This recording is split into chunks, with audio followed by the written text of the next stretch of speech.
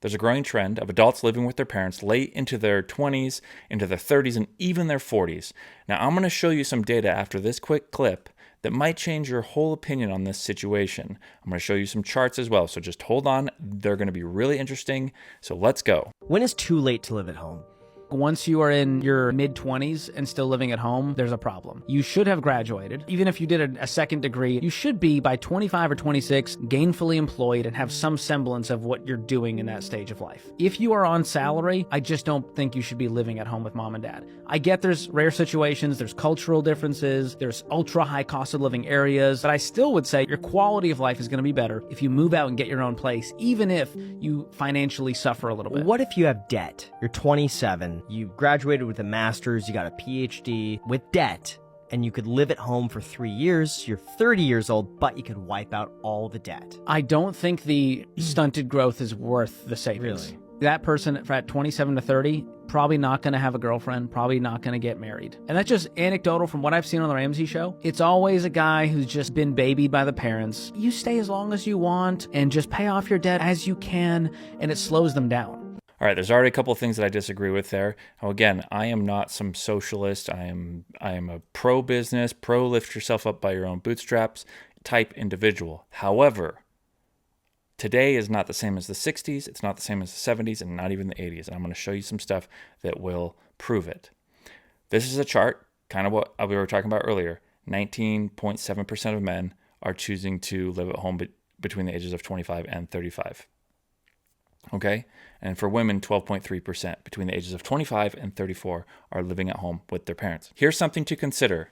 Since the 1980s, home sizes have increased 150%. 150% since the 1980s. Since the 1960s, the average size of the family has gone from 3.3 to 2.5.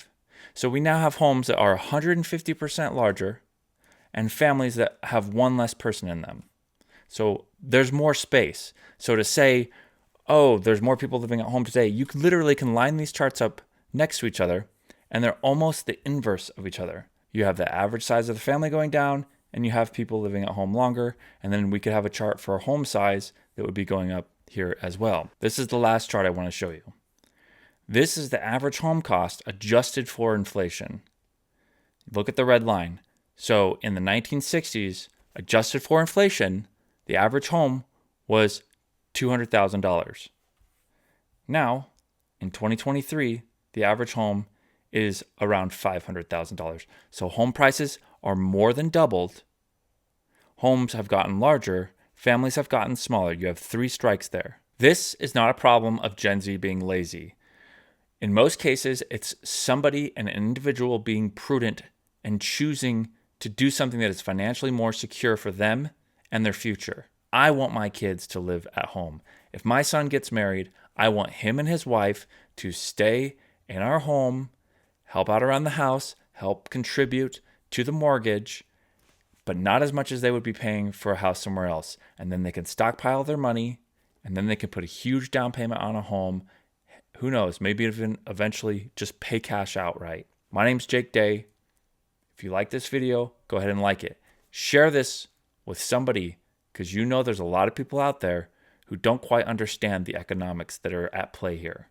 Share this with them. Thank you very much. We'll see you in the next one. Peace.